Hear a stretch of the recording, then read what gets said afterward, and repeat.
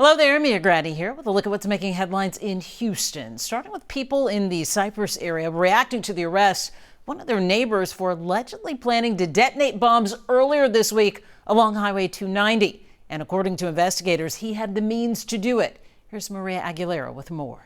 A quiet Cypress neighborhood surrounded by deputies overnight after investigators say there were threats to carry out a mass shooting and use explosives to blow up Highway 290. I just saw a bunch of cops, like 50 cops surrounding my whole neighborhood.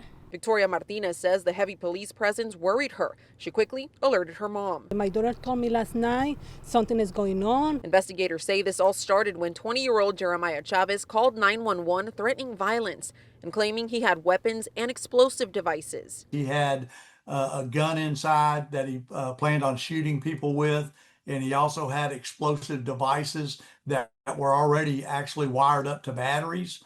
And deputies took precaution, ended up evacuating the house. We ended up calling the sheriff's office bomb squad. Deputies rushed to his home in the Cypress neighborhood. Constable Mark Herman says Chavez was not inside when they arrived, but walked up moments later and was arrested. Inside the home, investigators say they found a rifle, ammunition, and components used to make explosives. It's just scary, and to think that I went to school with him. Neighbors say learning what happened is unsettling.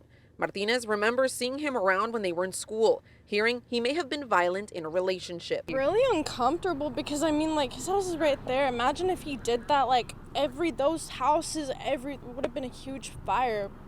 Would have been mass casualties. For Martinez and her mom, who've lived here her whole life, she says she's relieved no one was hurt. I'm glad it was resolved. I live here with my sister, my mom, my grandma, that's scary to put them in that position. And everyone around, there's little kids here.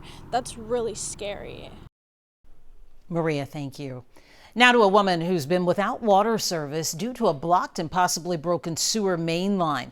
The elderly woman who resides in Spring Branch didn't notice a problem until her son visited last week. Troy Kless shows us what's being done to help. A man is trying to help his elderly mother get water and sewer service back to their home, but they face several blocks along the way. The effects of the blockage can be seen on their sprinkler system in the front yard. Instead of a sprinkle, water pours out of a broken irrigation system. She's been in this house for over 40 years and never had a problem. Steve Slade, helping his elderly mother, began digging for answers last week. He called a plumber who scoped a camera through the main line. The stoppage is right here in this general area, leading to a literal dead end. I showed the city inspector right there that it's solid mud in their 6-inch pipe in this easement that goes to their main. Right there at the end of the shovel handle is pure mud. A 311 ticket was submitted, then closed shortly after the city came out. I was very disgruntled at the time with the city because I went, isn't it common sense to dig up your pipe that's full of dirt?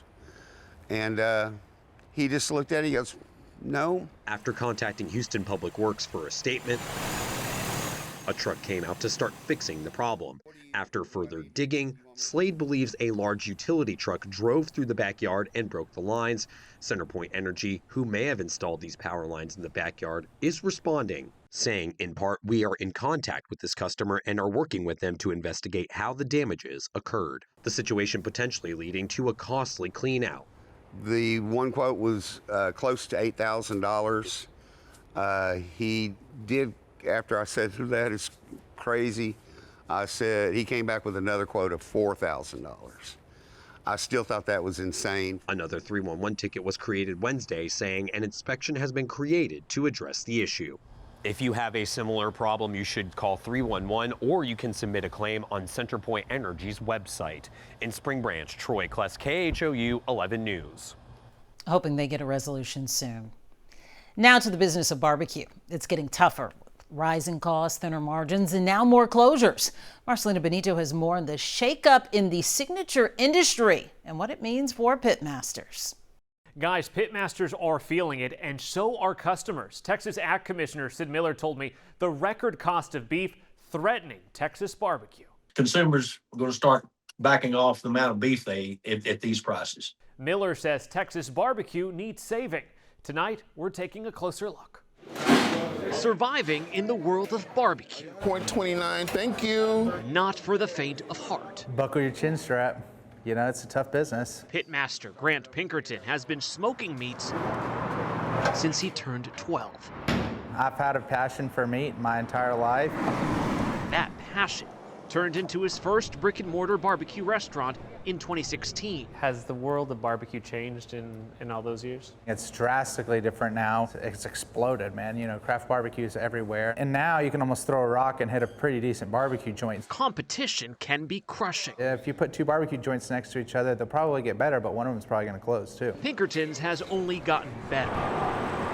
Just this year, opening his third restaurant at a time when Texas is seeing more than a dozen barbecue joints shut their doors. Why do you think we're seeing so many barbecue spots close as of late? It's a restaurant business. You know, it's not an easy business. Things can get away from you extremely quickly in this business, especially in barbecue. It's a razor thin game. It's a lot trickier to manage with record high beef prices. The smallest U.S. cattle herd in 75 years, driving up prices 13% just in the last year. We're a market-driven menu, and so when beef goes up, the price goes up. And customers, Oh, hell yeah. like Lewis Marshall, feel it. Man, I could get a beef rib for $18.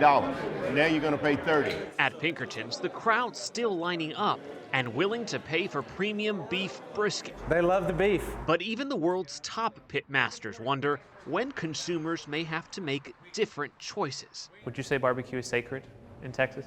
Oh yeah, it's a part of who we are. It's important that it's preserved and that we make sure we prioritize it. It may be a Texas tradition, but staying in business Plates are to your left over here. has never There we go. And tap pay here. been tougher. Okay, thank you. Marcelino Benito, KHOU 11 News.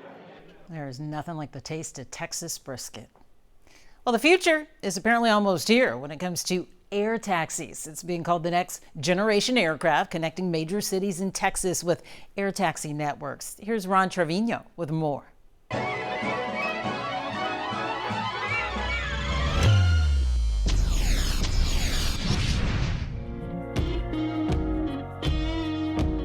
Ubers in the air. The U.S. Transportation Secretary Sean Duffy talking about the brand new Advanced Air Mobility and Electric Vertical Takeoff and Landing Integration Pilot Program. They call them eVTOLs. I'm excited for what the future holds. Let's win the future. He says the futuristic aircraft can have the potential to connect communities and strengthen American leadership in aviation. The Texas Department of Transportation will collaborate with industry partners to support flights connecting Dallas, Austin, San Antonio, and eventually Houston. Here's the FAA Deputy Administrator Chris Rocheleau. Tell me how Houston fits into all of this. How soon could we be seeing these in Houston? Well, that's a great question because I do think we will be seeing the aircraft themselves flying in these pilot programs here this year. They look part drone, part jet, and they're designed to shorten trips between cities from hours to minutes, easing highway congestion and opening up new options for everyone. They also say it's going to mean thousands of more jobs nationwide.